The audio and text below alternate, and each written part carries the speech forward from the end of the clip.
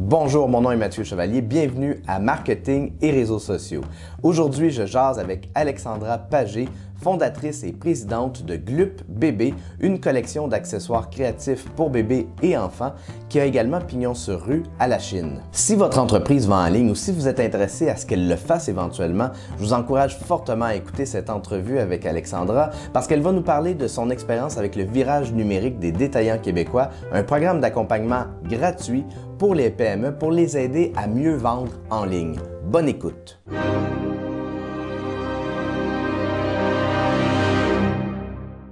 Salut Alexandra. Bonjour. Merci d'être là pour jaser un peu de commerce en ligne. Ça me fait plaisir. Puis c'est quand même une question intéressante, le commerce en ligne, parce que de plus en plus, on achète en ligne. Dans les 6 premiers mois de 2017, selon une étude par Cifrio, 40% des adultes québécois ont fait un achat en ligne, avec une moyenne de 281 $ par mois. Et là-dessus, 75% des achats, c'était des produits physiques, des produits qu'on a dû se faire livrer à la maison. Mais évidemment, le hic dans tout ça, c'est que la grande majorité des gens utilisent Amazon ou eBay comme plateforme. C'est donc dans cet esprit-là que le ministère de l'Économie, des Sciences et de l'Innovation a mis sur pied le projet du virage numérique pour les détaillants québécois. Dont je fais partie. C'est quoi le virage numérique, d'abord? Le programme, dans le fond, il t'accompagne là où tu es rendu, selon tes besoins. Donc, ils font un diagnostic dès le départ.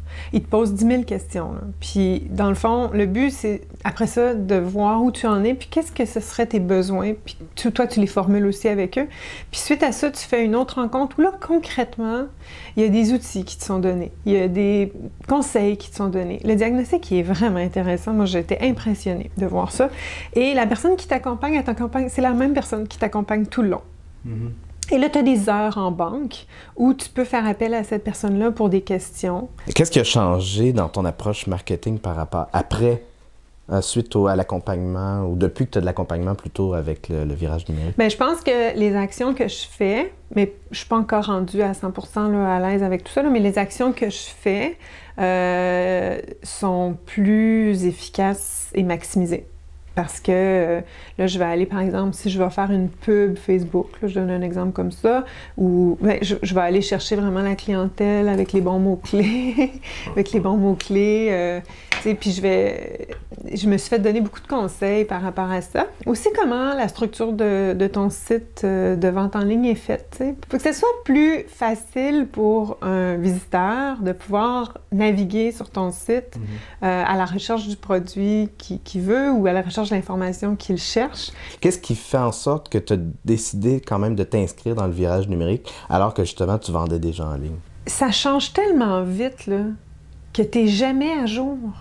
Fait que peu importe où tu es rendu, tu as toujours besoin de ça d'encadrement. Puis moi, là, je veux dire, on s'entend-tu que quelqu'un qui m'arrive et qui me dit « j'ai 10 heures d'accompagnement à te donner », oui, je vais le prendre, tu sais.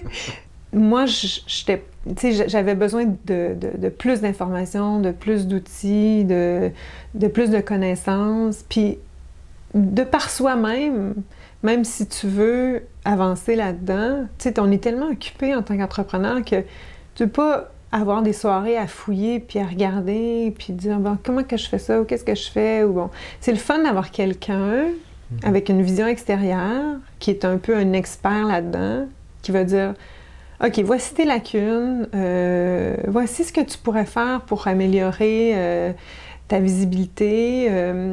Ça ici, fais attention à ça. Hey, j'ai une idée, tu pourrais peut-être faire ça. J'ai vu ça, il y a une autre fille que je suis, puis elle a fait telle affaire, puis ça a marché. Il y a beaucoup de concret, là. Fait que moi, je trouve ça extraordinaire. Puis là, il me reste des heures, puis j'ai juste hâte de revoir celle qui m'accompagne, Valérie, parce que là, j'ai une liste de questions, là. Parce que là, tu as essayé des choses, oui, tu as pu expérimenter un peu. J'ai avancé là-dedans, puis c'est super, tu sais, elle m'a écrit, genre, juste avant hier, « Comment ça va? » Juste, tu sais, t'avances-tu un peu, tu sais? Puis je trouve ça le fun, parce que souvent, on le relègue, hein? Il y a des choses qu'on a moins le goût, qui demandent beaucoup de... OK, c'est dans ta to-do list, ça devient en bas. Mais tu sais, quelqu'un qui te suit un peu dans une espèce de programme comme ça, parce que là, le gouvernement investit de l'argent sur moi, là. Mais, tu sais, j'ai intérêt à avancer, moi aussi, là.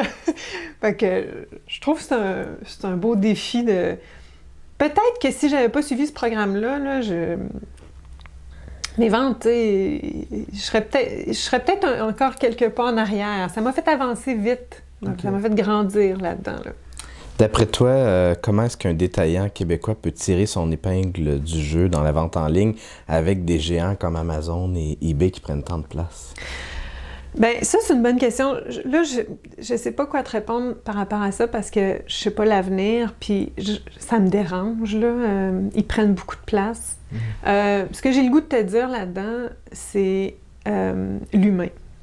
L'humain derrière chaque entreprise. Il faut savoir se mettre de l'avant aussi au niveau de l'histoire et tout, tu sais, se démarquer de ces grosses bombes-là, là, de façon à ce que l'acheteur, la clientèle, se sente qu'il ait le goût spontanément de venir vers toi parce qu'il sait qu'il va être bien servi, il va avoir des trucs de qualité, il va vouloir encourager aussi une entreprise québécoise, il va vouloir faire, dans mon cas, un virage de diminuer l'empreinte environnementale parce que c'est de l'achat local, c'est des produits qui sont faits ici. Tu sais, il y en a beaucoup d'arguments que je pourrais te donner, mais là, ça reste de l'éducation, ça reste aussi aux gens de se conscientiser là-dessus. 2018 a marqué le 10e anniversaire de Glup. 10 ans, c'est quand même extraordinaire, c'est un beau milestone. Qu'est-ce qui explique que ton entreprise a fêté son 10e anniversaire d'après toi? Quelle est la force de Glup? Ben, je pense qu'il faut être vraiment passionné par ce qu'on fait, aimer ce qu'on fait, mais aussi il faut savoir s'adapter.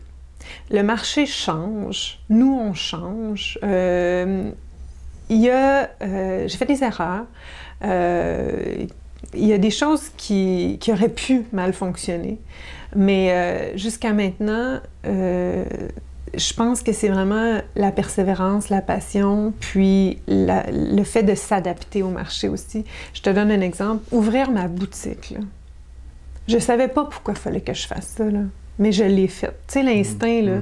Puis finalement, là, je regrette pas parce que la boutique, premièrement, ça m'a apporté énormément de joie parce que j'aime ça recevoir les gens dans ma boutique, puis j'aime ça faire des ateliers, puis tout ça, pour moi, c'est nouveau. Mais moi, j'aime les gens, j'aime parler au monde, puis ça me fait triper d'avoir un contact direct avec mon public. Merci énormément, Alexandra.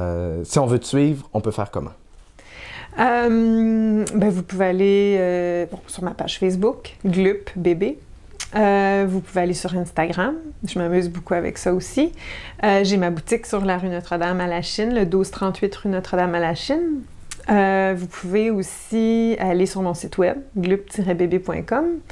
Et puis, c'est ça. Je pense que Puis il y a ton blog qu'on peut aller lire. Il y a mon blog qui est directement sur mon site, ouais. Merci encore. Merci à toi. Glup Bébé fête cette année ses 10 ans d'existence.